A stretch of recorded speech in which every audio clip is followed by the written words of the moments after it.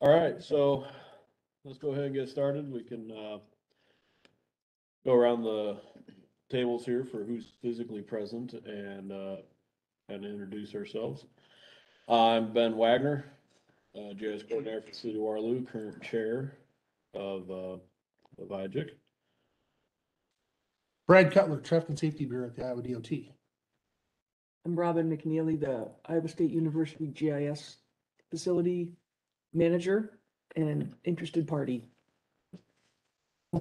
I'm Brandon Lane, GIS Coordinator for Warren County. Nathaniel Story, Cherokee County. Matt Boyk, Story County GIS Coordinator. BJ Covington, Research and Analytics Bureau of the DOT. Jeff Miller, Dubuque County GIS Director. Tyler Danielson from Bolton and Mink. Adam Shell, GIS Program Manager, Iowa DOT. Amy Logan on GIS Facility. Josh Hilbert, ISU GIS Facility, current treasurer. Micah Cutler with Schneider Geospatial, and I'm the secretary. Greg Jameson with the City of Grimes. I'm the vice chair. Okay. Who's online? Yeah, why don't we do an online call, because not everybody here physically present can see the online people. We'll start at the top of my list, I guess. Al.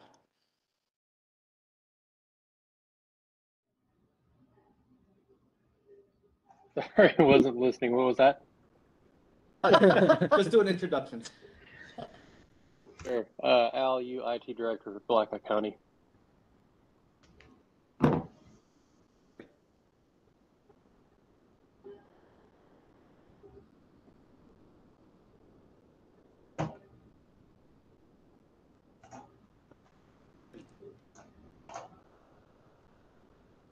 I guess I'll go. Nicole Skippers, Marion County GIS Administrator. This is Debbie Stevens from Indian Hills and William Penn University and Community College. Jim Shawley, Sarasota County GIS Coordinator. Travis Garrett, Franklin County GIS Coordinator. Sarah Haberl, Carroll County GIS Coordinator. Laura Mott, Mason City GIS Analyst. Natalie Nunez, Blackhawk County GIS Coordinator. Sean Blazing, Iowa DOT. Patrick Wilkie Brown, State of Iowa. John DeGroat, UNI. James Worm, Clay County GIS. Joey Reed, Sioux County GIS. Jason Seabreck, Wayne County GIS.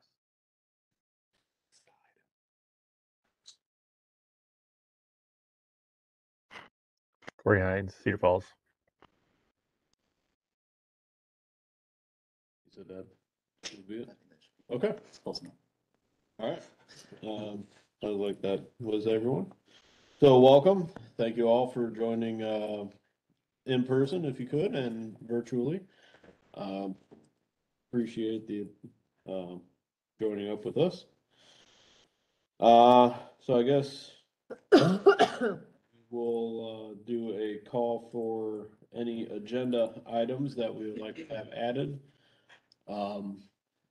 Josh, I believe you have the agenda up, visible right now.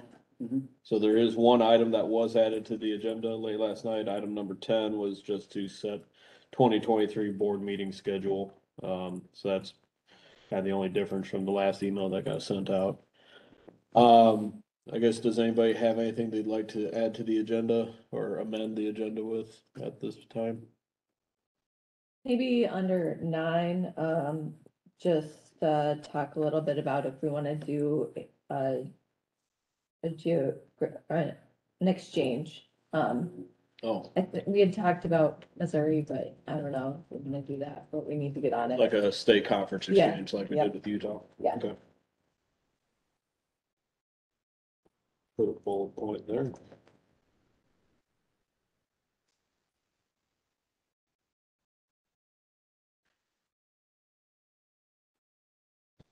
Okay, so we have, adding to number 9, just a talking point of about a possible state conference exchange like we did with, state of Utah last year. Is there any other amendments? Hearing none, I guess we'll take a, vote to approve the agenda. And get a motion. Move to approve, agenda as amended. Okay. Second. Go. All in favor? Aye. Any opposed? Okay, have an agenda.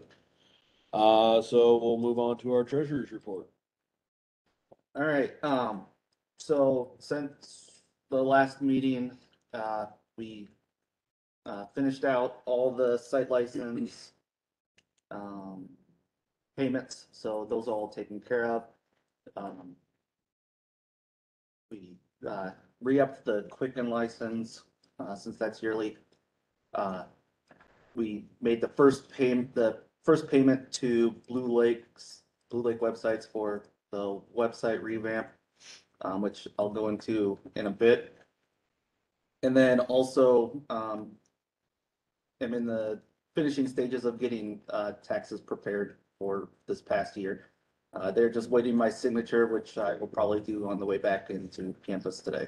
So current balance is $29,174.27. And so right now we have earmarked another $1,200 to go to Blue Lake for the website. That's the only outstanding that I know of. How much? To go, to come to Blue Lake? 12. 12. And then usually our portion of ITAG should come probably after the first of the year. And I don't know how that looks. I will try to have that for the January meeting, at least to know what we'll be getting for that. Any questions? I have one. Do you recall roughly how much we got from ITAG last year? $5,000. 5-ish. Okay. It's not gonna be above 5, I think is what the original agreement was between IGIC and ICIT, was that 5 was gonna be the max. Okay. I don't remember. believe. Good. All right. So. Any other questions?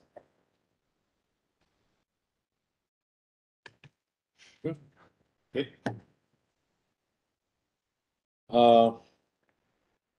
So moving on to the next item on the agenda. We're looking to set up a joint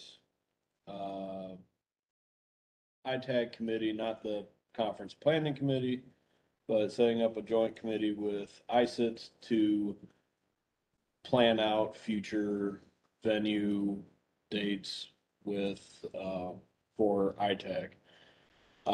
We had a joint board meeting. When was that? What was that, in August? So we had a joint board meeting in August that we kind of came to the determination that we'd set up a committee, six people, 3 from ICIT, 3 from IGIC. So I guess we'll take any discussion, or if anybody wants to volunteer to be on that committee, we'll take those volunteers' names or nominations now. So the current contract expires in 2024 with the Sheridan in West Des Moines. One of the reasons that this discussion came up was because of the end of the contract, and it was decided that we weren't going to roll over into another year without a contract. And so because of that, we do have the opportunity to move locations. There was also some discussion on maybe reformatting the way that the conference is set up in terms of maybe engaging professional services for a lot of the planning, with the planning committees handling more of the upper level stuff and leaving the low level day-to-day tasks to a professional service. So that's for anybody's, edification. If you want to be part of it, part of the future VITAG, I think this is a good idea. And I would especially say for people who are not currently involved with ITAG, it'd be great to get some new blood in there, some new ideas. Good opportunities for new people. Opinion. I mean, I'd be interested in doing it. This is Nicole Skippers in Marion County. If there's others that really, really, really want to, they can totally do it, but I'd be interested.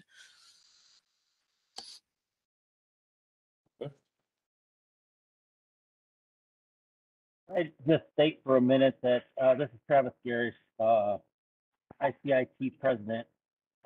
This is not a planning committee of sort. It is strictly just to do contract negotiation or finding that, and also look into the event planner situation. Other planning will be done by various other committees. You don't have to decide themes. You don't have to do content. Right. High level. High level stuff. Yep. I'd like to throw Amy's name out there. I don't know if you want to be part of that or not. I don't want to push you into something you don't have time for, but I think you'd be good addition to that. But Who's going to be on the ISIT side? I don't know. Travis, do you know who's going to be on the ISIT side? Not at this time. I was waiting till this board meeting happened, and then I was gonna reach out to them just outside of. Okay. I can do it. Again, I'd like to stress here that these three members should be strictly GIS users, because we are picking three people from the IT side. That's who we are, man. we kicked all the IT people out. Only GIS people here. I would be willing to do that, since it's high level stuff. I don't want to get in the weeds. You're my other choice, but I don't feel like I have I don't want to be the kingmaker here and pick people. But you've got background in ICIT and IGIC, and now you went to the dark side too. So. Yeah, we got that. Amy, with your going around to different conferences and contacts you've made, would you be willing to utilize those contacts just to see how they do their conference planning and their high level stuff and get Yeah. some of their successes and failures? Yeah.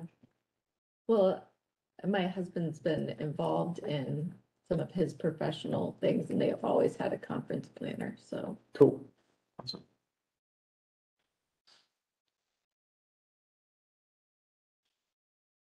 Okay, so at this point in time, we've had three names, three people step forward. Nicole Skippers, Amy Logan, and Micah Cutler. I guess we can take a vote on that appointment. So. Need a motion. Yep. Need a motion for Nicole, Amy, and Michael. So moved. Okay. Got a motion and a second, so all in favor? Aye. Aye. And any opposed? Okay. So to reiterate, there'll be Amy Logan, Nicole, and myself. And Yes. Travis, if you would take note of that and then let us know when those other people have been appointed and we'll get that coordinated. I can do that. Thank you for participating. Okay. Thank you for your support.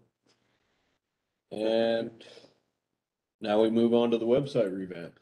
All right, so we have been working with Anitra Larson from Blue Lake Websites, and we have, I think we've made some good progress on at least getting the new style figured out for the website. She sent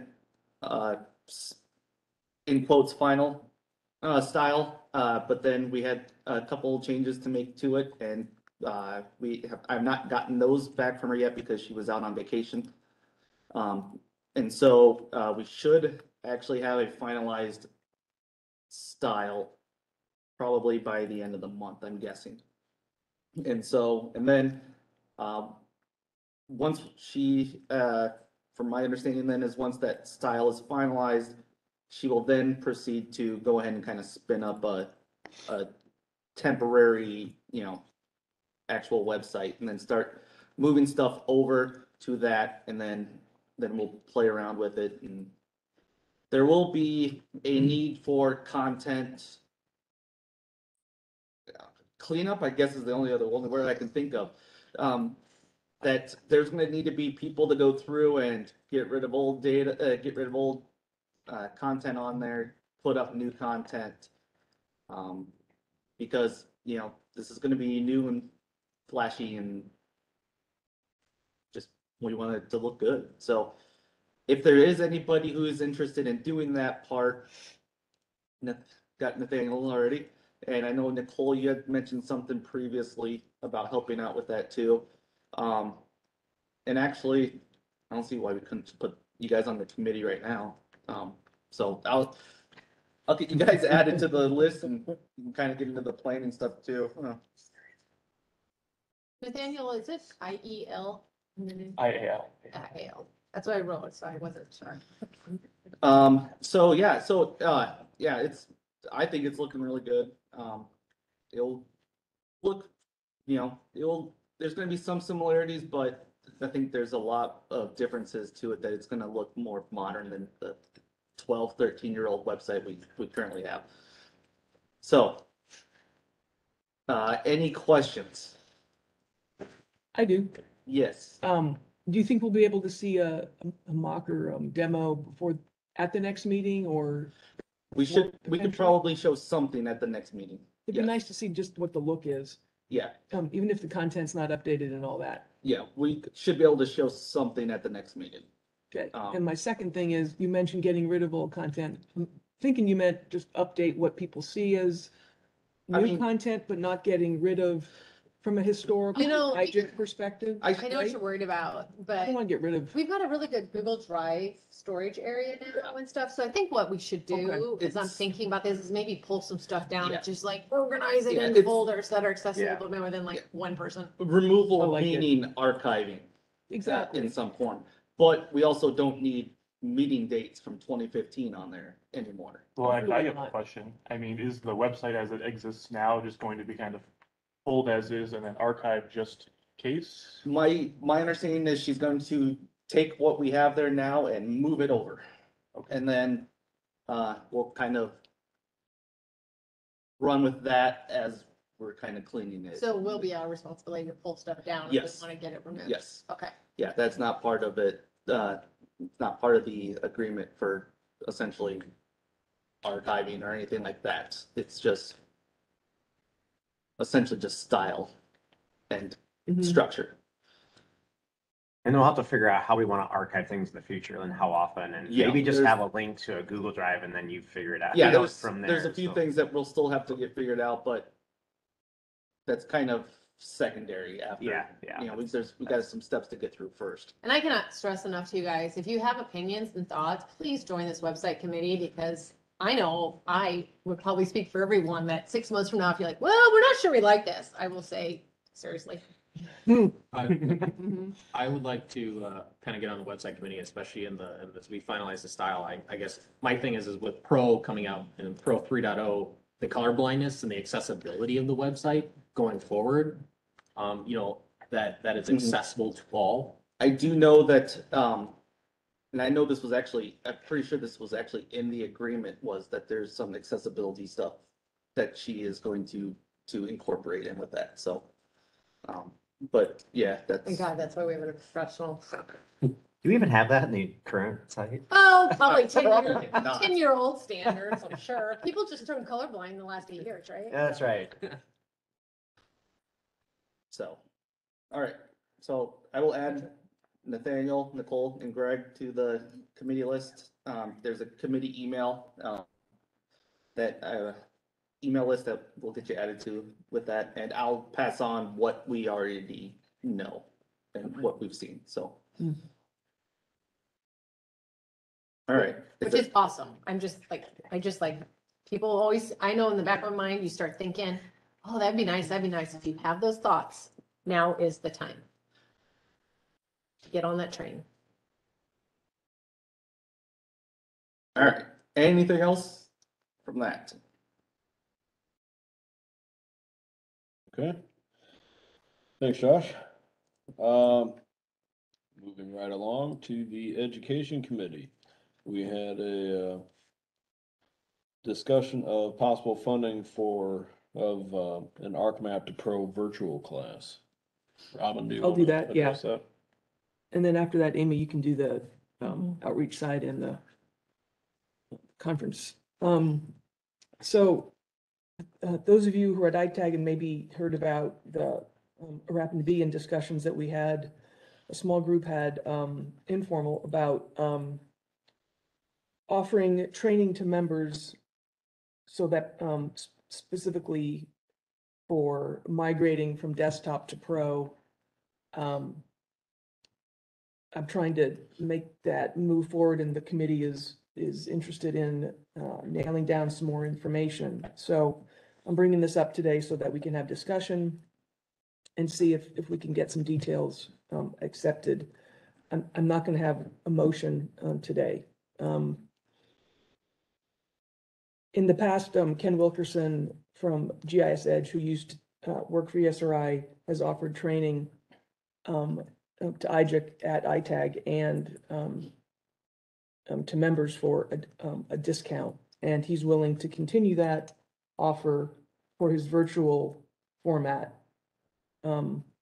He specifically has a migrating from desktop to pro 2-day class that he does virtually from anywhere, as long as the students have a laptop that they can then log into the virtual computer to do the work. He's offering that for $350 a day. I don't know what the actual price is now, but he's held ours at $350 for the last at least 2 years. A 2-day course then would be $700 total. And the discussion at ITAG was that IGIC could potentially cover some of the cost. The members would cover some of the cost. So they have skin in the game, and we would, the committee would find regional hosting sites around the state so people could get together, have the class together, get away from work, learn from each other.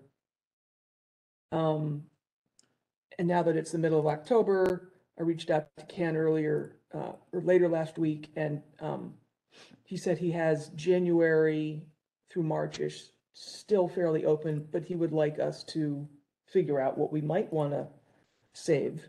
And so the starting place the committee would like to offer is the members pay $100 a day. IGIC would cover $250 a day for the two-day class. That's $200 for members, $500 for IGIC. We can certainly cap it at whatever number of people, if that split seems reasonable to the board. When we had initially started this, I talked to Josh as the treasurer about how much might seem reasonable to start with, and he just suggested 20 people for $10,000 as a start. And that ties in pretty well with what he likes to have no more than 12 people in the class. And so if we had 2 locations potentially, or 3, there's interest.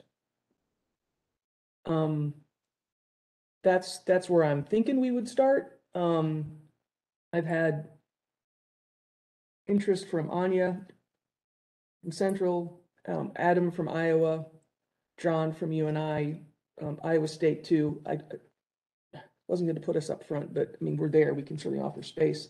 And not a computer lab, it could be any room that, you know, folks can get together and bring their laptops.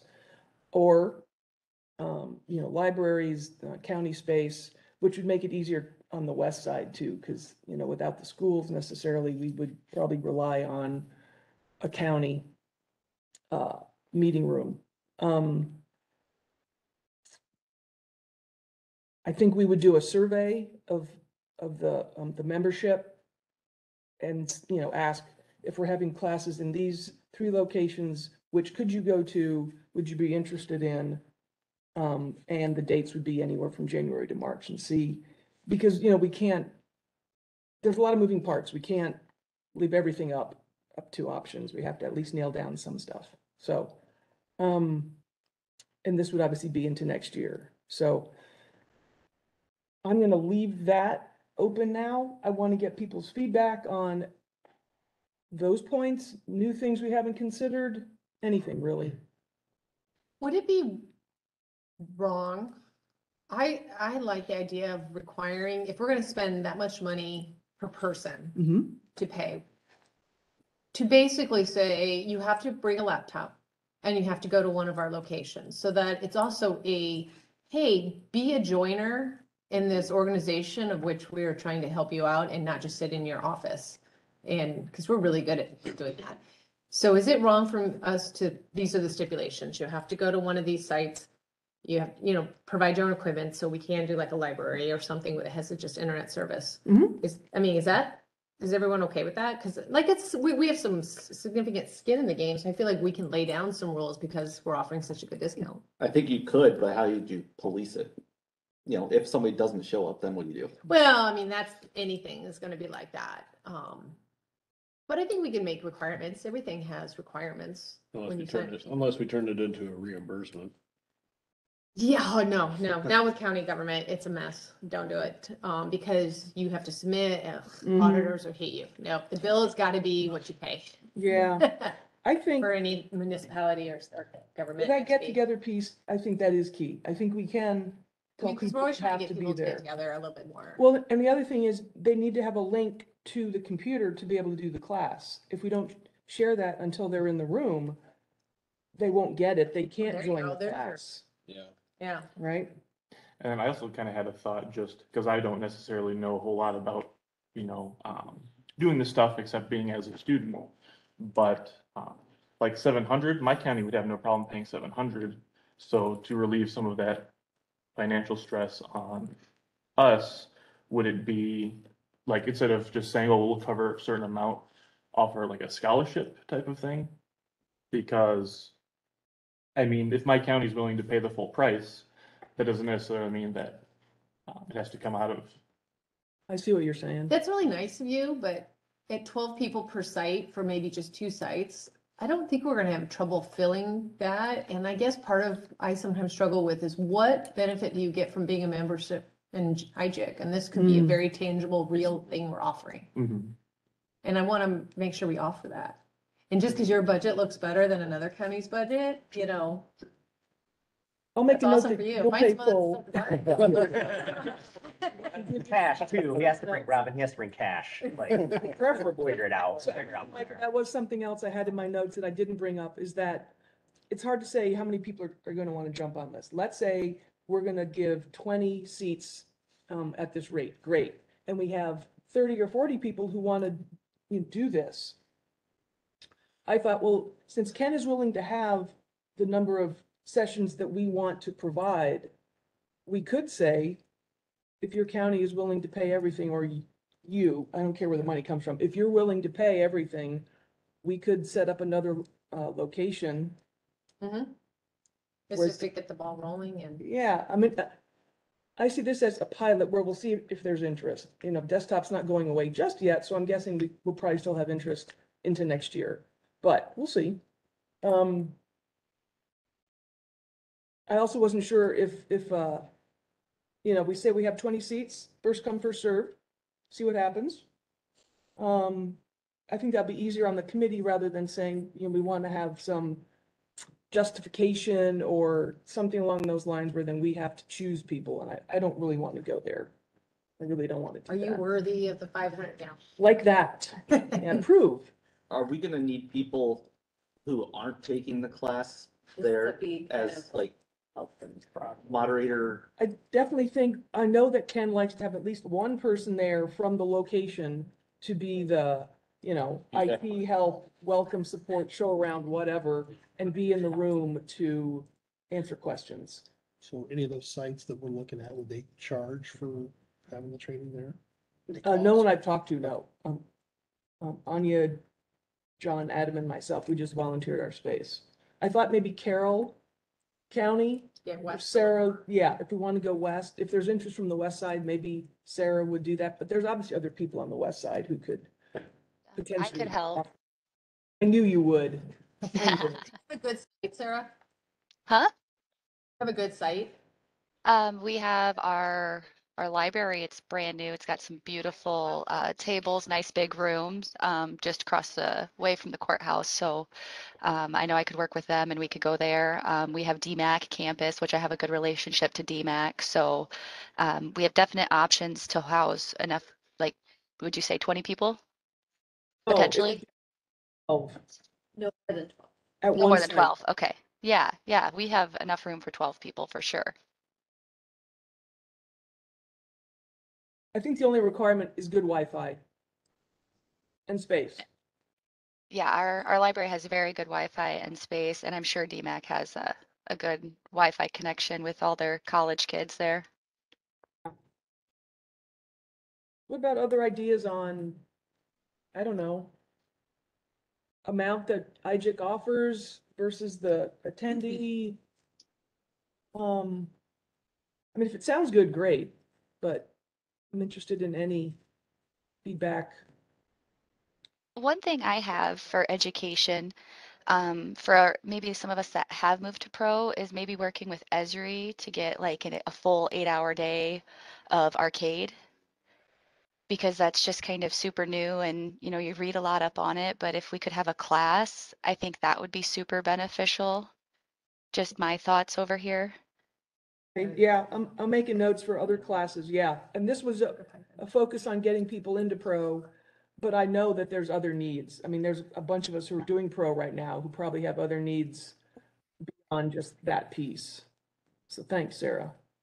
Do we have any idea need switching from ArcMap to Pro, who would There is a need. like, okay. Yeah. So I've been moving users from a handful of state agencies, about 5 different agencies who have not previously been using any GIS software to Pro rather than going to Arc Map. And so some sort of a little bit more advanced beyond an intro class would probably be helpful Within pro. within Pro. Okay. Right, and I guess that's my question to follow up. Sorry, I didn't know who was speaking, but is there more of a need for the kind of advanced courses in pro versus the moving from ArcMap to pro? This is Robin.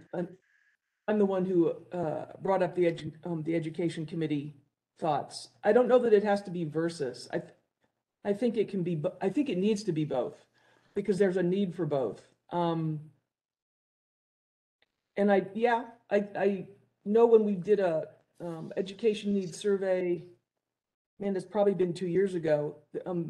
There were ideas for other topics. And those I believe will always be there because we have users, you know, from basic intro out to very advanced. So yes, we can look at that. Would we cause any issues? This is me thinking out loud.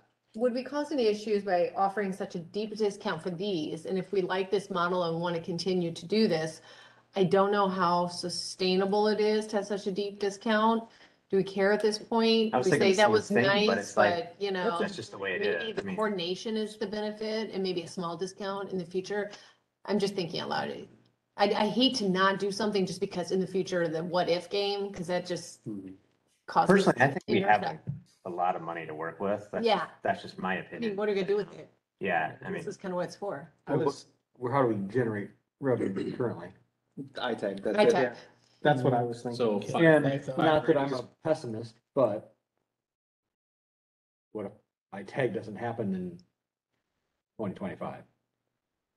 Then we won't offer courses, I guess, or where we pay some amount, or the amount goes less, or, I'm just you thinking we know, need to find a way to generate revenue, but this is taken away from.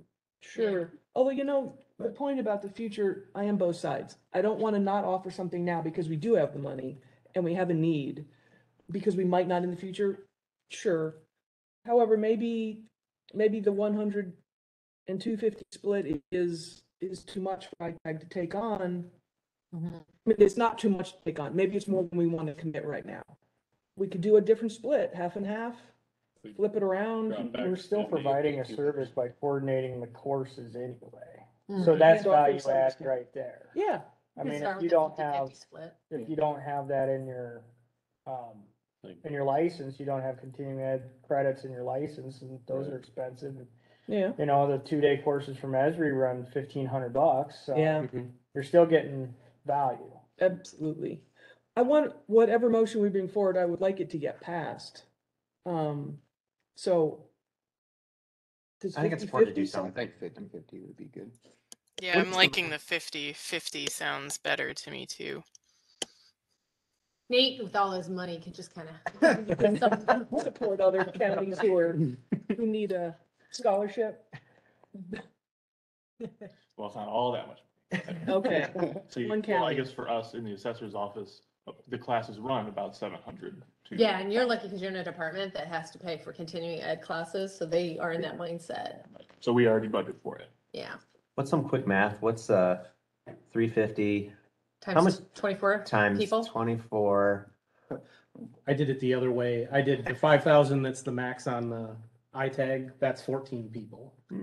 So $8,400, 350 times 24. Plus, I was looking into some of our, the balance, because, you know, we're not in the business of keeping a lot of money in the bank, or we shouldn't be, I guess, right? We're here to serve.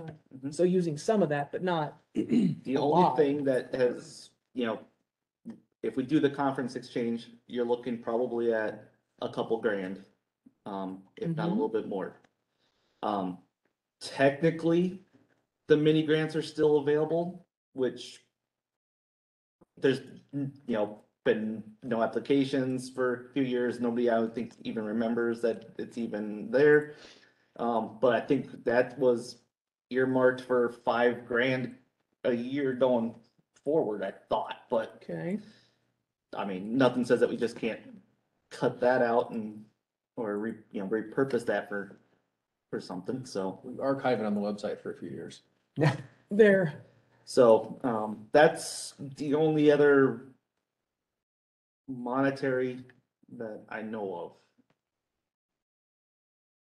Because the website addresses are paid for 10 years. I think we went ahead and did that the last time, so that we wouldn't have to worry about doing that every year, so. Okay. I guess the only other thing would be is if, to do the ortho server every couple of years is a couple That's grand. true. So there's for sure, you know, $2,000 to $5,000. I think it's worth it to do it. I think the 50-50 split, it sounds pretty fair to me, or I don't know what. I mean, I think we should do something. Sometimes I don't want to like, you overthink something and overanalyze something. And if we only do it one time and then there's no money for whatever reason, that's At least we did something. yeah, I mean, that's fine. So the 8,400 would be 12 people at 350. So that'd be 24. Oh, sorry. Yeah, 24 people. I meant 24, yeah. And that would be, you know, two sessions, 2 locations. And I think once we have the survey to see who's interested in this, then we'll have an idea of where those locations could be. You know, trying to keep them hopefully So what do you, not too spread out. what do you envision on this survey? Asking or saying, these are the locations we're considering. would you, maybe, pick the ones you could go to if we offered the 2-day pro course. And prioritize. So- What's your number one pick, your number two Is, pick? Yeah. is part of it also just gonna be, would you be interested in this? No, wouldn't you just want to get reply of people who want to take the class? Like, you don't really Yeah. care about other people's opinions, right? Right, if they're not gonna take the course, it would be Then like what's you would have to essentially commit without, giving money. Mhm. And good faith intention that, yes, you're offering this course, I'd want to go and I would go to, UNI or Iowa or whatever we have, written in that way. And give us because we your have- contact information and all that other stuff. Right, because we have to be able to reach out to these people and actually then follow up and figure out if it's spread all across the state, well, then we'll roll with that. Not to get too far into the weeds, but are you also planning on providing lunch and that kind of thing? Because that might add some Yeah. extra cost, because you're probably gonna have some very defined amount of break in the middle.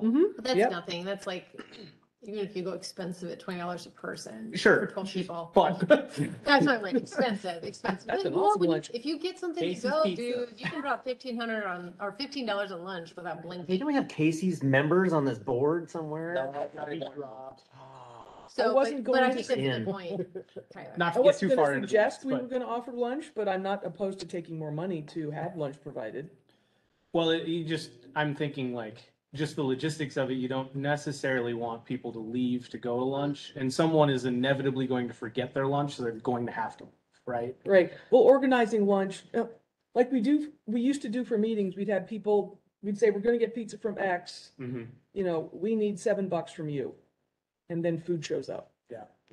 Or we could offer it. I mean, We could, It- yeah, we're talking, we just reduced the $500 to $350. We got a little money for lunch, if they're going to a location, they've either got to drive each day. Yeah. Or they've got to think about staying overnight. I mean, Mhm. there's enough, and there's meals there. Like, the minimum we can do is, if you get there, we will have the class and we'll feed you for 8 hours or 7.5 hours. And then the rest is on your own to figure out. Mm-hmm.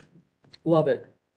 And that way, if we're gonna have a host at each location who is in contact with Ken, knows the details, knows the setup, and they can do the lunch, each location. I'll make sure the host knows they have extra responsibilities. Yeah. Getting lunch. But you get to decide what's for lunch, so that's not a bad thing. Hey, and they'll be paid for by IGIC. So, yeah, I think that's, Sure. you wanna make it easy as much as we possibly can. Other great ideas, or even, ideas. Well, we could also look at, if we're wanting to continue this on and or expand it, is to figure out grant opportunities that would be able to provide some of this.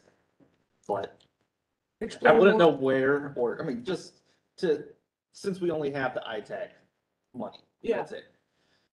How can we supplement adding more money in order to provide this? Oh, have more IGIC often? go after a grant to Have provide IGIC training actually options. get, Could we use a magic grant? That's an I mean, option. that would possibly be an option, is to do the magic grant.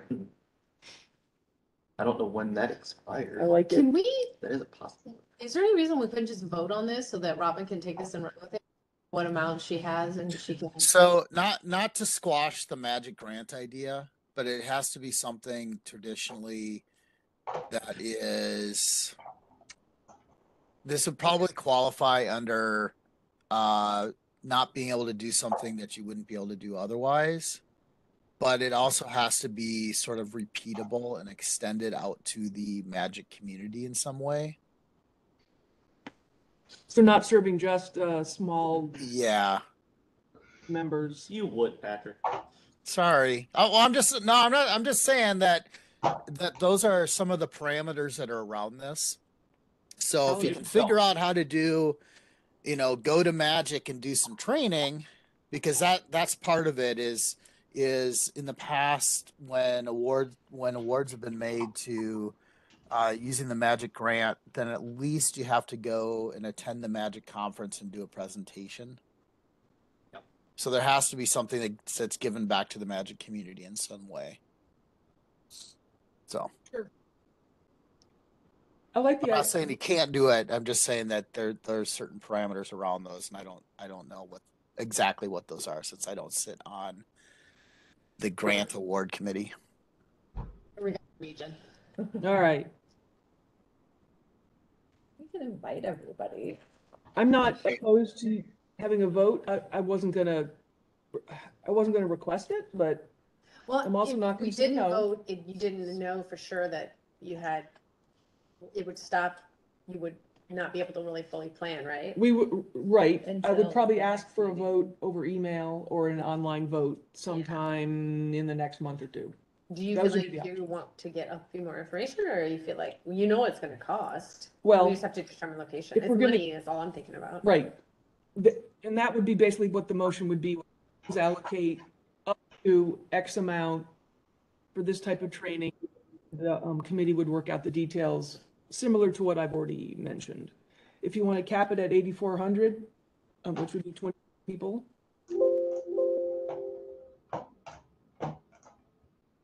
But the committee, if anyone else, because I'm not the committee, if anyone else on the education committee thinks that wouldn't be a good idea, you should say something.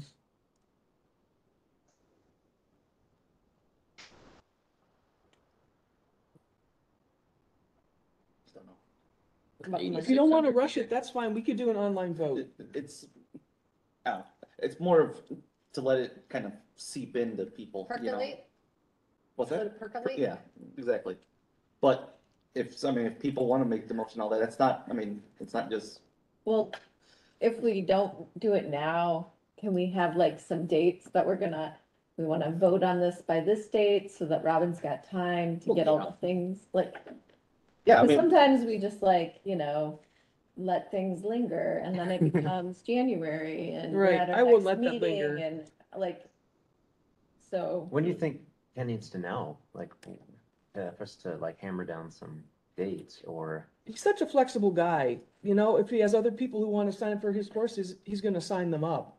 And our choices will go down the longer we wait, but he didn't say, I need to know by the end of October or anything.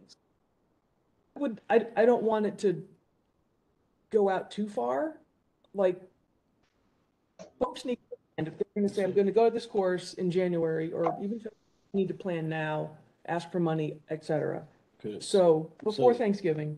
Do we want to do a motion to set a date for a vote of like a month out? Yeah, Or sure, less. guys. Yeah, I'm gonna go ahead on all this info anyway. Whether or not I know for sure that we've got 8,400 or whatever we have. Because I want it to happen. And if y'all say no, well then, folks' hopes will be crushed, but it won't be because I didn't try. I think it's a great idea. I'd like to see some action on it, whether it's setting a future vote or voting for it. So if we did a vote online later, how does that happen? How do you do that? we just set it up on Google Docs, send an Okay. email out to the board, everybody goes on there and Reads flex and- a yes or no. Okay. So basically, So you probably just work with Ben and like, So this is Joey. Why are we not calling for a vote now? Yeah. I was going to ask the same thing if there was somebody opposed for some reason to just voting now. Wants to make a motion, we can go ahead and take it now. I so move we call for a vote now. it's gotta be specific. Okay, So- so how much money not to exceed? And does it just the money to include and to let Robin coordinate, the sessions, locations, et cetera? Basically, we're giving her a budget, go do, be amazing. I'll make a I motion. mean, Covering percent. I guess we'll go 9,000, so you got 600 for food. For the event, the 24 people.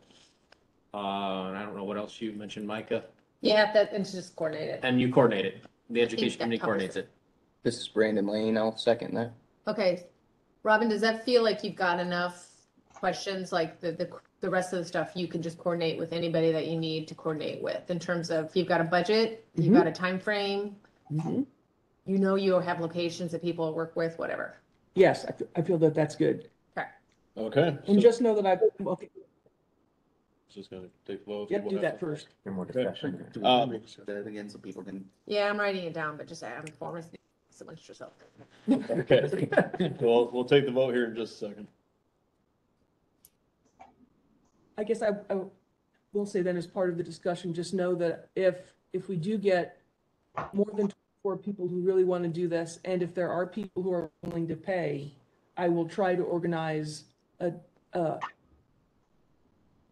that to happen. Because that way we're flexible and we can offer it to more people, potentially. I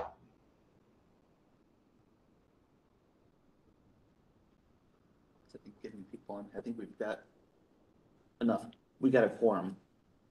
So. We do. Yeah. Okay. Okay, so I put that Greg made a motion that IGIC cover the cost of the ArcGIS Pro training for up to $9,000 for 24 participants. This can cover 50% of the training fees and provide a meal, Brandon provide seconded. meals. Yep, And we got a during the training days. Yeah, got a second over here. Yeah. second. Okay, so, Things, and it was seconded by Brandon. all right, we have a motion and a second, so I'd say all in favor, say aye. Aye. Aye. Who's that? That was Anya. Are you opposed or for? I'm for. Oh, it was okay. Yeah. Said nay. Off-site could just raise our hands for a yes. Passes. See it like that. Anything else on the education side? Thank you very much. Yes, Yes. I'm just gonna give a summary of other educational activities that have been done this year so far. So in April 2022, Debbie Stevens and I presented at the Iowa Technology Education Connection Conference. We presented the mapping bug, a ready-to-go curriculum you can use tomorrow in your classroom. And we had a number of attendees, and that went well. And then in the summer, we had in July, we had a 2-day workshop at William Penn. We had only 3 attendees. It was kind of our trial run. We did, it focused a lot on kind of basic ArcGIS Online, story maps. We also did kind of a little drone session out in the parking lot. They really liked that. And we got good feedback on that. So, and they asked us to do kind of a 2.0 more like ArcPro stuff. So we're thinking about that for next summer. And then in September, Ben Wagner connected with us. He had an enthusiastic teacher who wasn't able to attend our class, but was really interested in getting more GIS into their curriculum. So we kind of had a brainstorming meeting, and that was another great outlet. And 2 weeks ago, in October, I went to the Iowa Art Educators Conference and presented Discovering Earth as Art. So kind of trying to get some imagery into classrooms. And that was in Davenport at the Figge Art Museum. And next week, I'm going to Pecora to talk about the survey that we did to GIS K through 12 educators and superintendents last year. So I'll be representing IGIC there. Explain a little bit about what Pecora is. Pecora is a NASA USGS kind of big remote sensing conference that happens biennially. But this one hasn't happened since 2020 was the last year it would have happened, so, yeah, do you have anything else you want to add? I'm glad you asked because I thought you were going to Decorah. That's what I thought. Okay. I'm like, oh, she's going to Decorah. Wait. Decorah. It's in Denver. It's in this Denver. year. No. Yes. And I figured most people who don't deal with remote sensing wouldn't have known what Pecora is. It's a. What do you even spell? It's Pecora. It's the last name of a I put an guy. H on that, like Decorah. Feel free. I Iowanized it. Yeah. Like a secretary of something. But anyway. And, does anyone have any GIS Day activities that they are going to be involved in November? Anyone? I'll be working. Grimes is hopefully gonna have our online zoning and code of ordinances live, reading straight out for enterprise. Hopefully for GS Day, pending, I get one thing done later this week. And this is Debbie, and we are going to, we always do something during November for GIS Day. We put it in our career development month activities. But we also, I just want you all to have a heads up. Esri released their next Iowa map or their next national map contest. So I'm updating the Iowa map contest website. So I should be releasing all that information and sending out some email and some postcard notices to interested teachers. So in November, they should be getting those. And if they would like a mentor, I'll probably reach out to people in their area to see if anyone's interested. I haven't fully confirmed with my wife, but I generally go to her classroom. She teaches third grade at Capitol View and DMPS. So I go to her classroom, and then she has 3 other third grade teachers that I go into as well. So did that last year. It's awesome. Thanks. Thank you so much. I am planning to host an outreach event in the College of Design, promoting kind of GIS, the GIS profession, as well as the minor and certificate at ISU, and giving away posters and trading cards and having cupcakes and opportunities to make Landsat collages and putting together landform puzzles and having fun. And sometime later this fall, we would like to have a planning meeting to talk about education initiatives and goals for the coming year. So some of those ideas might include continuing education opportunities for teachers, like a summer workshop 2.0, and if anyone else wants to get involved in that. Another idea might be other groups of teachers that we could be reaching out to through conferences.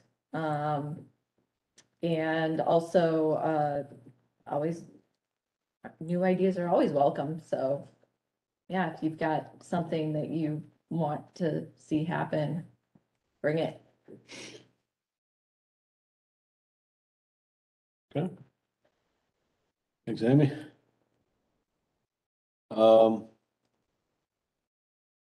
Moving on to state of Iowa activities.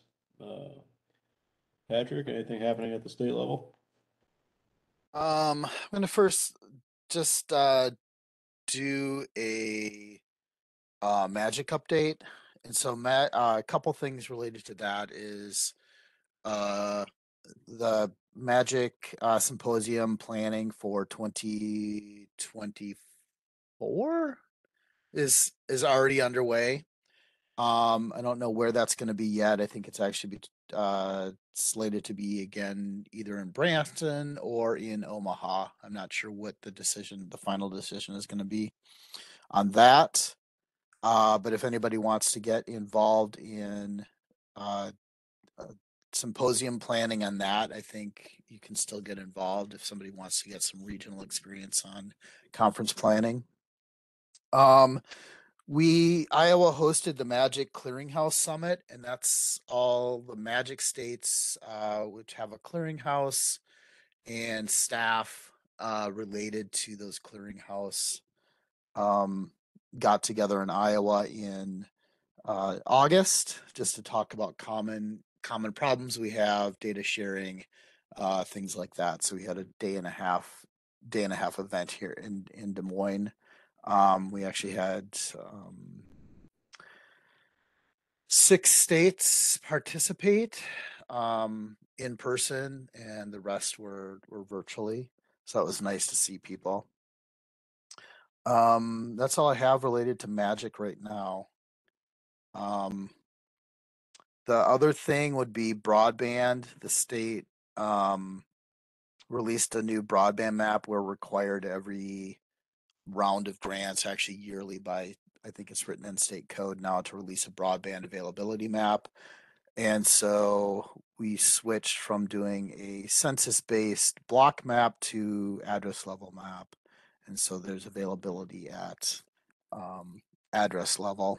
And we just finished up a round of what's called our challenge round. And that basically involves both citizens and providers to be able to challenge that map. Something that is going to happen in the future, and the big reason I mentioned this broadband map is that FCC is also now going to move away from having reporters report their availability by blocks to reporting that by address. And they have a contractor, it's by the name of CostQuest, who is actually building that, what's called the location fabric for the FCC. We have the ability to challenge that fabric. There's actually multiple stages of challenges that are going to happen. The first one that the state has the possibility of doing is challenging the actual serviceable layer fabric. So think of that as the location data without the broadband availability data. And so the first round of this is trying to look at that broadband map at the location level, what they're calling broadband serviceable locations. So that would be residential, business, and mixed, multi-residential, and then mixed commercial, residential, or commercial industrial classifications on those locations. And so that challenge period is going to open up at some point in the next month or two, if it's not already available. And the state has the ability to challenge the locations that are on that map. And the reason that's important is because the next round of broadband funding, which is called BEAD, is going to be based on the number of locations that exist within the state. So those number of serviceable locations. So the more serviceable locations that we have that are not currently served will determine in part how much money we get for broadband grants, which are mainly going to rural Iowa. So that's why I bring that up. One of the things that we've also built into the broadband program is this last round for the challenge, we actually did a survey 123 survey where somebody could challenge their location that's saying that they don't have actual availability at that location for the providers listed, but also with an integrated speed test on that. We will be opening that up as sort of an ongoing tool for communities to use and report. And I mentioned that to you. So if you get, if any of you who at a county level are part of the next round of broadband grants or that sort of thing, this is a tool that you can use, and we can provide that data back to you as well for that speed test information. That's kind of it for what's going on right now. Is Greg there? No. Okay, then I will do a LiDAR update. LiDAR full state delivery should be, if it's not up there right now, it should be there fairly soon. At the USGS website, and I don't think it's been yet delivered. Correct me, ISU, if I'm wrong on this, but it has not yet been delivered to other state partners yet. Oh, Greg has not yeah. shown up with Easter data yet, and I would know. No presents yet. Yeah, don't they have October? Yeah, it's going to be delivered. Yeah, so it's going to be delivered soon for that Eastern Iowa half, or Eastern Iowa third or quarter of the state, whatever it is. It's about a quarter.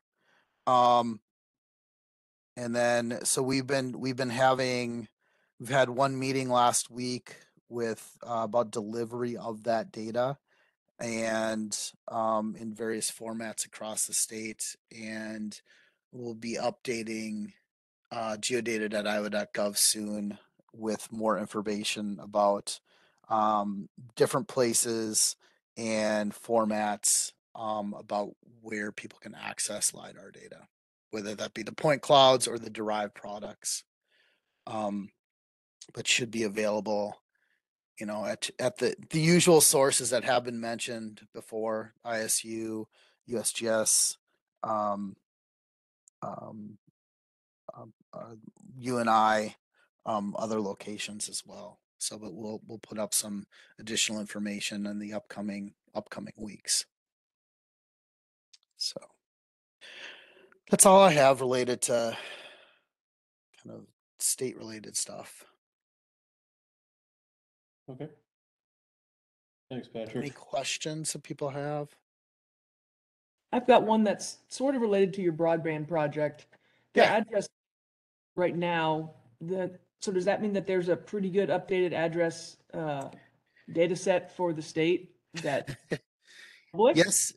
Yes, I'm working on a process. So the data right now is the first round, or actually I think it's the 9th round of Next Gen 911 data that's been submitted to the National Address Database. And I backfilled that since not all counties were available from Next Gen 911 with data that we had, and also derived data from situs addresses from parcels. And it was kind of a huge, long process just because I needed some additional information that was not available from the Next Gen 911 data. Things like building type and placement.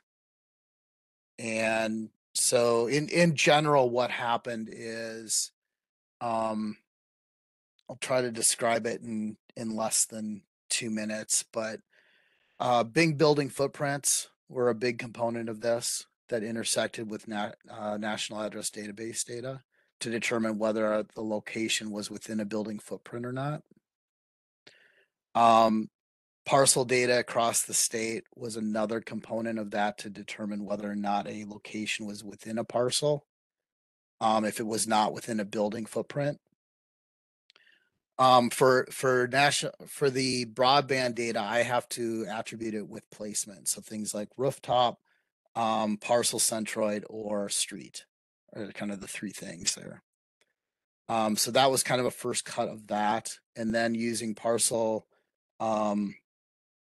address classes determine whether something was a residential, commercial, industrial location. Also, if there was possibly an ag location that had buildings that was actually could be classified as commercial, but because we classify ag kind of strangely, even though, let's say you have a confined a feeding operation or something like that, that would be actually eligible to receive broadband, but because we don't necessarily always classify that as commercial, there are other things that are used to pull that out of there. And then there were some cases where I actually moved moved locations where I knew that a parcel had or I had to backfill addresses that didn't have data from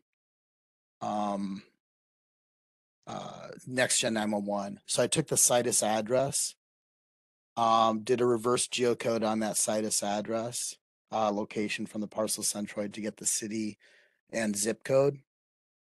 And then what I did is I determined whether or not there was a Bing building footprint within that parcel.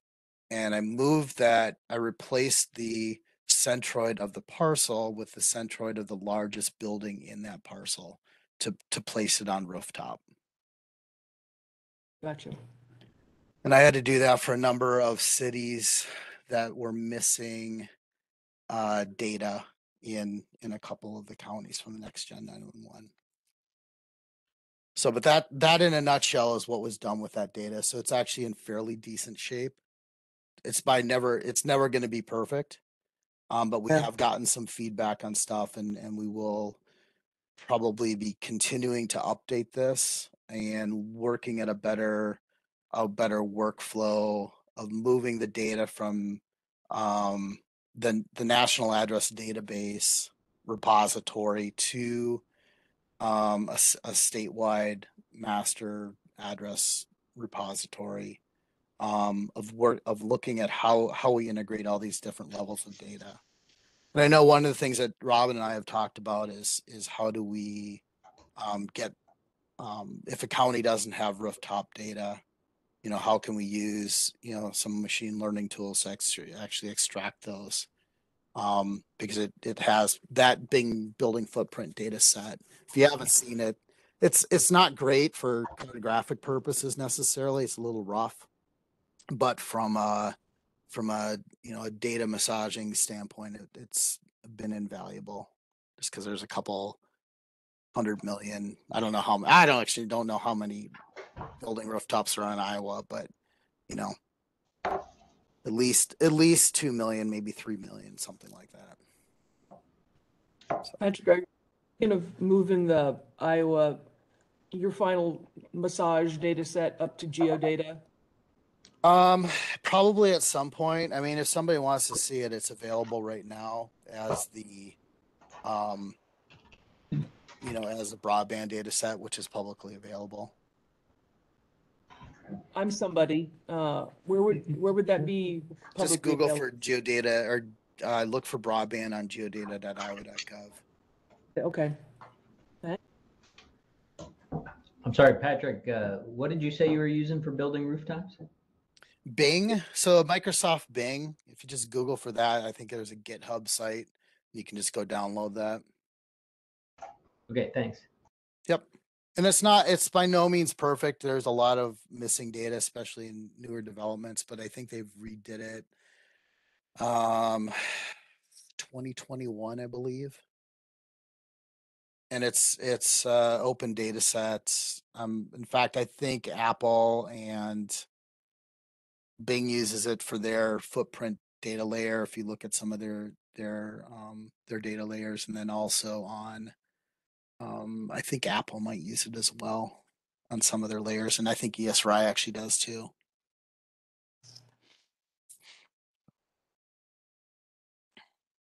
Question for you, Patrick. Yeah. Listening to that focus of site location,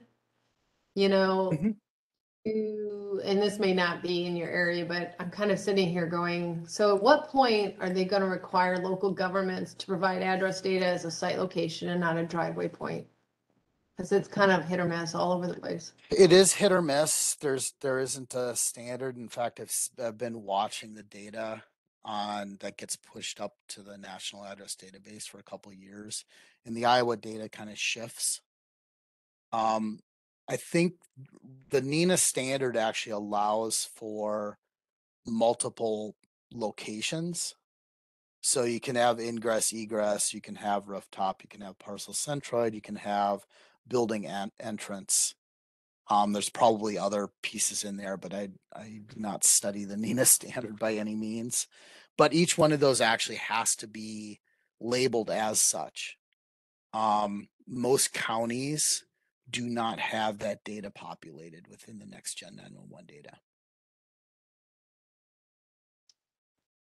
And so what you're looking at is, in some cases, yes, it might be road center line, offset slightly to where the driveway is. In some cases, it may be rooftop.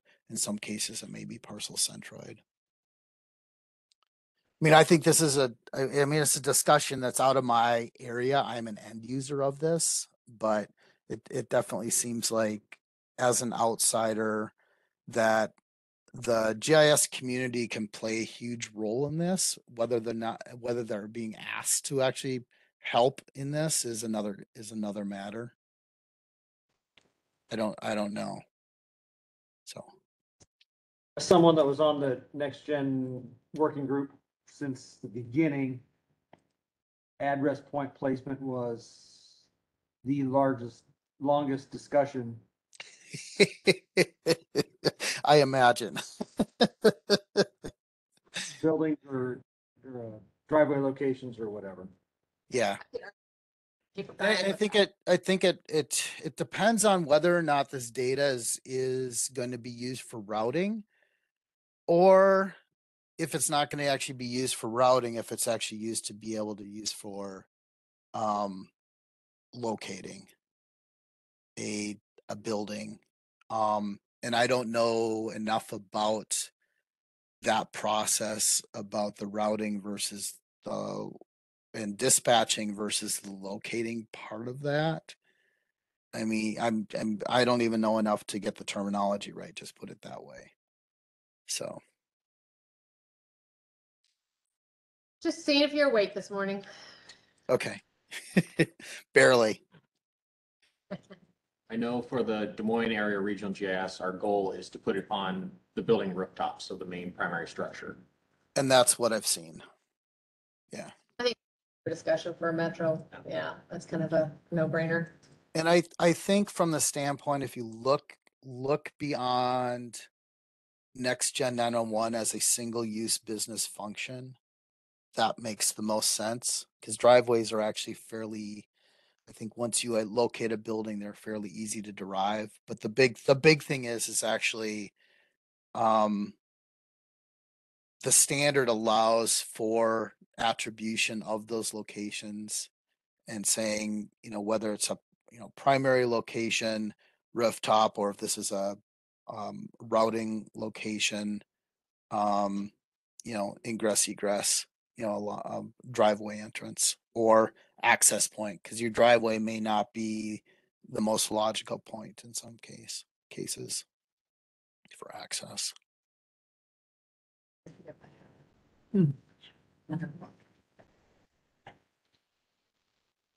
Okay. Thanks, Patrick. You're welcome. Moving on to lunch and learn topics. So Lunch and Learns continue to be well attended. I'm very pleased with the participation. They're all recorded and playlisted. I don't keep track of numbers. I just kind of look at them. But, we average easily 30 people. And on some of those high interest or broad reaching topics, we've had over 50, which pretty good, I think. And I've gotten really good feedback from it. What I like about is you can always half listen to a topic you may or may not be particularly interested in, and either find yourself more interested than you thought, or be like, yeah, now I know and I'm good. Multitask, exactly. So low in point of entry. So I always continue to welcome topics, and actually more importantly, presenters to go with those topics. Topics are usually pretty easy to come up with. Presenters are another thing. I also would like to throw out there, I could really welcome maybe a co-organizer, co-coordinator. So I find myself at different times of the year dropping the ball a little bit, and I would like somebody else to be able to maybe pick up occasionally where I'm dropping the ball. If I don't check some emails, sometimes a week or two goes by and I realize I haven't fully scheduled the way I'd like to. So if anyone is interested It's pretty low effort because I've been doing it mostly on my own, so I know it's manageable, and I'm not looking to get rid of it or anything. I just know that I sometimes am not doing as much as I should because of time constraints. So if anyone is interested, I would encourage you to reach out to me. Hey, Micah? Yeah, Good. I'll help you out. And, you know, and it's mostly like everyone's time is precious and stuff, but I see these as very important. I don't see these going away, but I also don't want them reliant on one person, me, because, you know, when I get tired, and I wouldn't hate for them to go away because they don't have a few more people who cooks in the kitchen to keep them going. Or you're on vacation. Or I'm on vacation, life finds a way, right? So yeah, Tyler, I would definitely take that. So, you know, this is not officially a committee or anything. I usually CC Josh on most everything because of coordinating for presentations, and he's handling all the WebEx. So he usually knows, but that's mostly why he CC'd, just so you know. Okay. But I wouldn't mind having someone who I could bounce some stuff off of. So, and it could be several people. Like I said, these are, I would say, hands down right now, besides maybe ITAC conference, these are our most popular service that we offer. And I don't want them to see them going away. So I want to make sure there's some depth on organizing them. And I'm really curious to see how they're going to be fit into our new website in terms of just a little more visible, a little easier to find, that kind of stuff. Getting everything into a playlist on the IGIC YouTube was awesome because it made me go hunt and find things too and make sure we had everything documented. So the next one will be next week. It's going to be on Esri Experience Builder, which is kind of a huge, and so I'm fairly certain I'm already thinking about we're going to do another one sometime next spring, because this will just be kind of an intro, and then I'm sure we'll have some offshoot of specific topics. And I just realized as I'm doing this, so it's going to be a little Esri heavy for the next couple weeks, or next couple months, just the way it's happening. So we're looking at some topics of guiding your geospatial strategy. So that one will be a little less software specific or application specific and more like big picture. One of the things I really like about the Lunch and Learn is the ability to dive into a different topic, just kind of keep it way up in the clouds. We're going to talk about some imagery for ArcGIS Online. Thank you for that, Robin, suggestion. And Greg is going to show off something in January on Survey 123. So once again, we kind of did a little bit of a showcase last January and February. I'm thinking of kind of soliciting that. I'd like maybe 2 people to maybe show off a project or 2 or something they've done that they think other people might find interesting. It doesn't have to be amazing, it doesn't have to reinvent the wheel. And I always really, really want to stress that. We have a lot of different users who have lots of different constraints on their time. So something that is super easy, super complicated, and look how amazingly smart I am. Because sometimes it's like, oh, that didn't take much to do. Now I'm super interested, because it's really easy to dismiss the things that you just feel like you can't take a deep dive into. So I will be throwing out, I want all of our members and non-members, but people who are seeing some interesting, who could talk about either the thought process into putting something together. You know, I still use this as a model. 2 things. Those of you guys that know Michelle Fields, she's a GIS coordinator IT in Jefferson County, or Greene County in Jefferson, Iowa. And she has done 2 things over the years that just made me laugh out loud. Years and years and years ago, she one time said that she had to go all the way to South Dakota to find out that LiDAR was just a bunch of points. And that has always stuck with me, because it was when LiDAR was new and nobody ever really talked about LiDAR in a way of like what it actually was. It was just like what it could do. And it was new terminology. And until that point, I'm not sure I knew it was just a bunch of points either. So that one made me laugh. And then she gave a presentation when she was working at the DOT on GPS equipment. And literally it was the best presentation I think I'd ever heard on that. She was like, this is what we needed to do. This is the products we looked at. This is why we didn't pick this product, because it couldn't do this. This is what we chose. This is working for us. I mean, it was that basic. And it was very helpful to me, who was actually looking for some GPS equipment. And so I think we need to not shy away from what we would consider basic, because sometimes we're just having to make decisions and we want to see what other people did when they were having to make the same decisions. So I'm just going to put that out there as food for thought. Especially when we get some Esri presenters, I'll be honest with you, I sometimes feel like they're up here you know, because they're working with perfect data out of California or St. Louis or wherever. And we're all in the real world of like, how does that work again? And like, you don't have your data like set up perfectly, it's not gonna work. So I'm always wanting to make sure that we continue to have presenters who are working in the real world with real data that has its own challenges. Okay? I remember showing off my ArcGIS Online account that was kind of a mess, so that was all right. Little I don't fullback care. curves, yep. I agree. So anyway, no topic really. If it's too small, we'll find a partner and we'll stretch out to the hour. So I just don't want to ever discourage someone. We are really looking for all types. So just keep that in mind. And if you do have ideas, Robin did this a couple months ago. Hey, I thought this might be a good topic. And I got several ideas at the ITech conference when people were together and saw some presentations. So seriously, if I could schedule out the next year, I would today. So I'm never afraid to move things out in the future. So, and Tyler, you'll be doing that with me. Got you. Other than that, it's going great, and continue to give me feedback. Thanks, Micah. Does anybody have any questions for Michael before we move on? Okay. Thank you for doing it. Okay, moving on to other projects, conferences, representatives, regional user groups. So bullet pointed here, possible state conference exchange. Amy, do you want to talk to that? Sure. So we're coming up, well, actually this week, was a year since Penny and I went to the UGIC conference in Utah. And so I was just thinking about kind of, what we wanted to do for the next year. I know we had talked about, maybe doing an exchange with Missouri at one point. Because they, on the off years of Magic, they have a Missouri conference.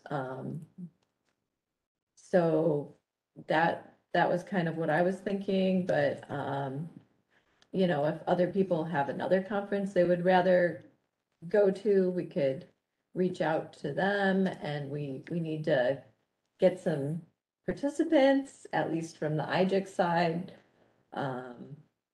So, I mean, I don't have any really firm plans, but that's kind of what I was thinking.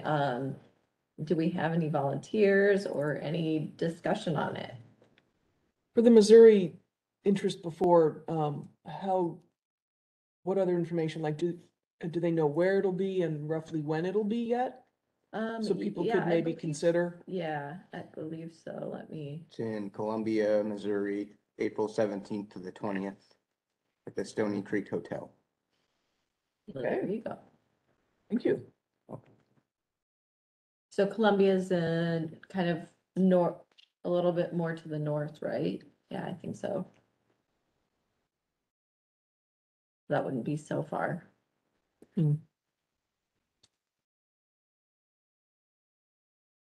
Is anybody interested in doing an exchange? Are you speaking generally, or if we say we're interested in it, then we having to drive to Missouri? I think maybe generally right now. There's good value in it. I think that there's always value in collaboration. And I know that you and Penny came back with some really interesting stuff from Utah. So I do think there's value in it. Now, personally, I don't think I can volunteer the time, but if somebody else wants to go, go for it. I just got back to Missouri. I don't want to go back again. So then, the folks who go, or the one person, whatever, you're required to give a presentation back to IGIC, right, about what you learned, and then at ITAG also? You did Yeah. that? Well, I mean, you wouldn't necessarily need to do the lunch and learn, but it would be. It's a good run through. Yeah. Yeah, and there We keep was, the topic. there was some commitment to doing a presentation about what you learned. Yeah, and it would be nice for you to contribute at their conference That's what I was just about gonna, that's what I was just gonna IGIC ask. or. Yeah. If you go, you kind of present about IGIC and what we're doing Yeah. in our state. I think the that helps whole people idea know. is to like, give educational content to the other state as well as then report back to our group Mhm. about what you learned. And do you know of interest from them? Like, or when's the last time that they showed interest with that? I feel like a couple Missouri had talked specifically about like trying to coordinate with that conference. But I have not had any specific contact yet. And this is a non-magic year, so Yes. that's not going on, right? Okay. Yeah. I almost think that the timeline might be too tight if it's in April, or if we don't know for sure their interest. I mean, we'd have to get their interest, within, a I month mean- or so, and then, Well, I mean, we pulled off an August to October last year and it worked out okay. It's just, true. we gotta get on it. That's why we're talking about it now, Yeah. because we've got, 6 months. And so with this, would we want to do a vote confirming, Missouri versus another locale? Or would we rather just like say we want to do one and have some money allocated and if something else comes up? Might be better just to leave the location open to a coordinating group or team, and you may be that team and the group. But have some money set aside for up to X. I think it might be good for you to see if you can find out someone from the Missouri group and just ask, we're talking about this, is there someone there? And get Well, some I think, information. like there was somebody on our IGIC call that talked, like that was some kind of representative from Missouri. So then it might be in the minutes? if that- Maybe, I don't know. Okay. But if there's any other states that you guys are really interested in too. Hawaii? It's the up to and not. I could make Hawaii work. Yeah. Uh-huh. I do have contacts there, but, True. if you can make your flight work out. It's probably a bit more practical just to drive to Missouri, I guess. I mean, they're pretty similar. No, personally, I think if there's interest there, Missouri sounds good to me. I'll just throw this out there, just because it is relevant, is Minnesota's GIS-LIS conference was last week. And a colleague of mine is the board chair of their conference committee within their organization. So, I have contact with them. I don't think I think that's just a one-year chair position. But, he would be the past chair, so. So the idea is Minnesota would also be an except to October. It's always this week of October or last week of October of every year. This year was in Bemidji, so I think next year is in St. Cloud, I think. So. And looking back at what IGIC paid roughly $1,750 combined between sending Amy and Penny out to Utah, plus then Chris McGinty's registration at ITAG. And I think we had said, because it was flying, it was $1,000 a piece, I think. And since Missouri or Minnesota would be drivable, that the allocation would be lower. And so then it doesn't, I mean, obviously that's not covering the whole thing.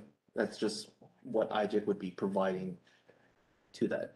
But then that also entails the other conference covering the registration.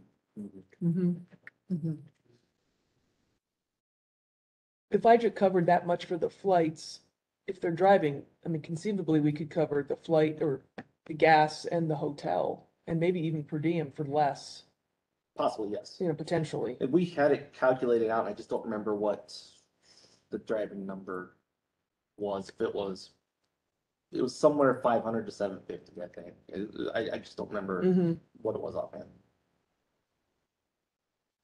Do you have any idea on the size of those conferences? Not that it should really matter a whole lot. but- Minnesota's is significantly larger. Is it? Yeah, it's, Well, and UGIC was smaller than Iowa's. Yeah, But I just was curious. I yeah, don't think that it's, should matter. I want to just throw out that there's probably at least a dozen sessions going on at a time. It's big. Wow. Yeah, I think there's like 300 or 400 people that go to that. I mean, just the vendor area when it was, the last time I went, which was in Bemidji, it was the whole college, hockey arena, was just the vendor area. That's huge.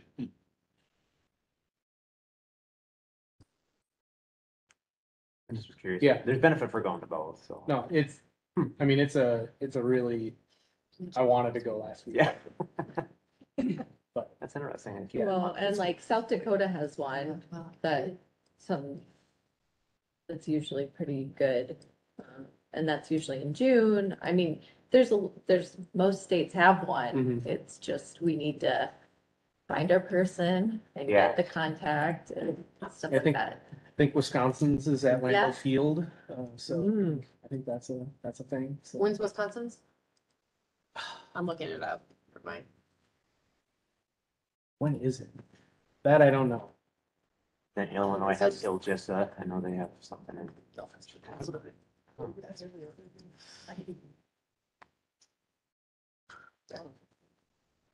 pretty big. Nebraska is GIStless. It's generally in April.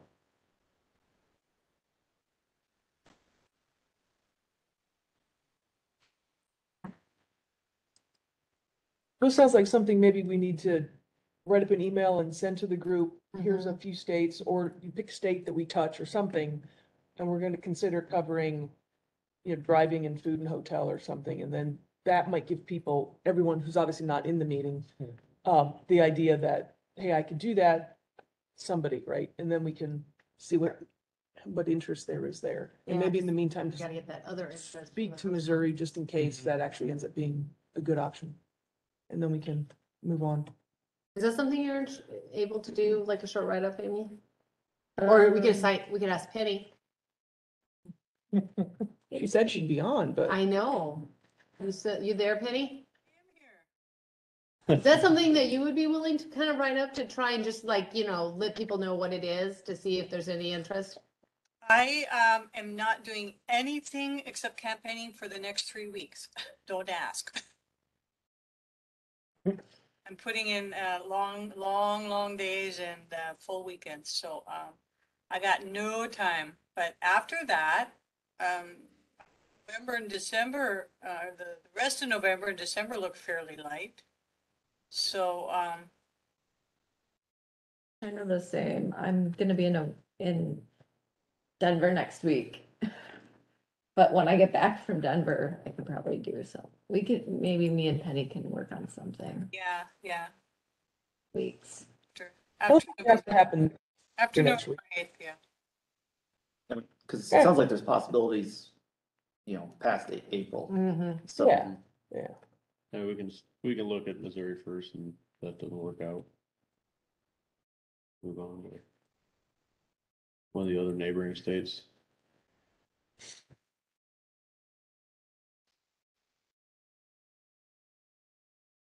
Okay. North Dakota has an interesting looking conference too, so that one wouldn't be. That's a little more of a hike though.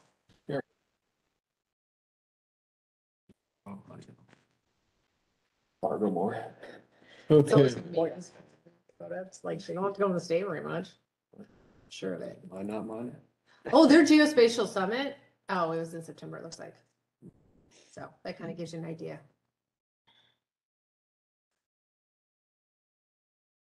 Okay.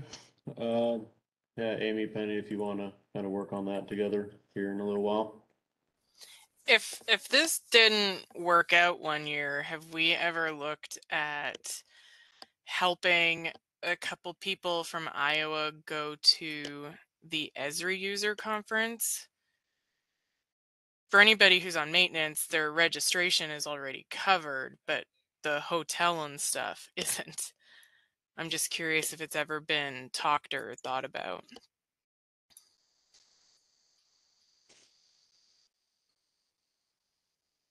Not that I can recall. I don't know. I think the intent is more just a logo. The exchange part, I think, is the key there. That interest is like having them come to ours also, kind of idea. Is where the idea was born out of anyway, the initial exchange that happened. So if you can get Jack, then maybe we could, Yeah. Yeah. maybe we could work. He's it already out. been to IGIC conference. Yeah, Oh, he's already been? he's already been. Yeah, that's right. It's the city. It's been a while, he could come again. He could, he's still alive, right? Yeah, he's alive.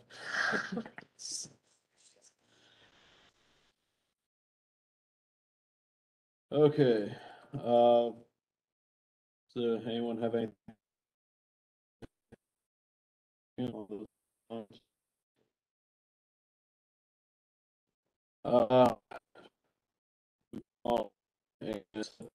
2023 board meeting schedule.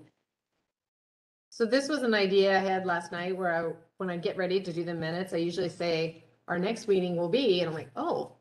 So usually this, in times past, we've kind of set our 4 quarterly meetings ahead of time, so that everyone can have them on their calendar.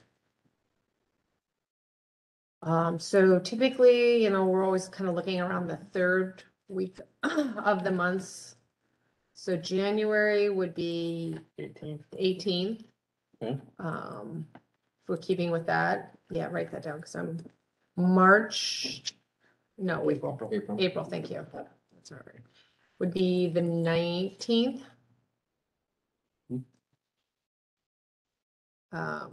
We'll meet in June, just because of ITAG. July will be the 19th. And And then October would be the 18th. So unless anyone has any problems with the 3rd week of the month on a Wednesday, that's what those would be.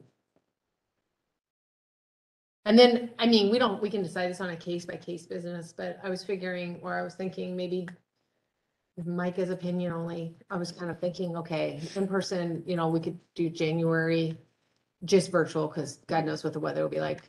And then maybe in April, aim to do it in person somewhere. We'll see each other in ITAG, maybe July virtual, because vacations and people are a little more hit or miss then, and then person, kind of mix it up, but we'll play it by ear. Sure. I like that.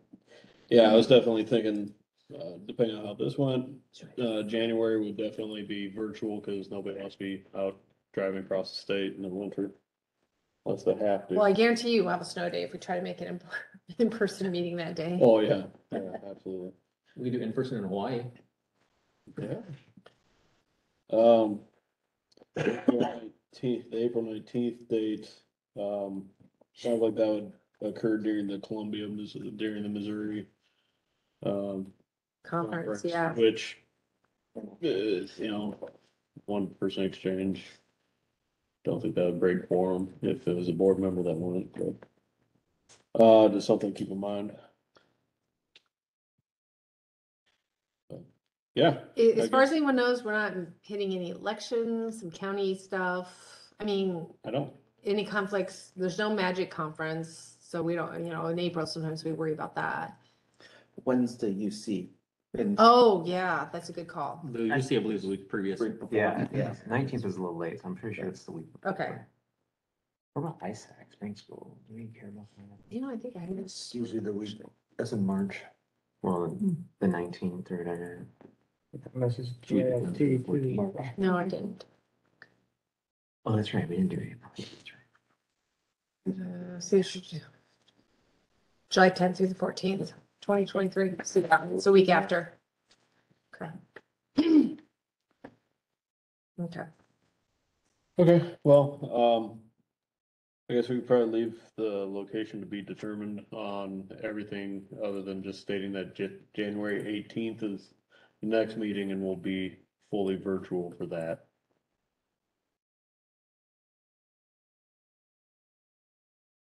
Okay. We don't need to do any motion accepting those days, do we? Yeah. Okay. Do we? No, okay. Anybody else have any input on those dates? Okay. So we're moving into meeting wrap up. Anybody have anything? Last chance to speak up, give us your thoughts. If anybody wants, we've got some posters and a new book that came out. It's called Echo the Bat, and it's kind of a outreach. We've got both hardcover and softcover. It tells the story of a bat like flying through Arizona in the desert, and it kind of talks about remote sensing and like some basic image interpretation and things like that. It just came out from NASA, I think, at the beginning of the month. Sweet. And if anybody online really wants one, I was just thinking, no, no. send you a copy maybe if you got reach network out to of me. Distributors to get things out to the corners of the state, now, right? We've kept that data set. We know who to contact for distribution. Okay. If there's nothing else, I'll entertain a motion to adjourn. So moved. EJ, I think you pretty much got all my motions. Everybody keeps looking this way. You guys are me. Got a motion? Second. Got a second? All in favor? Aye. All opposed? We're adjourned. Thanks, everyone.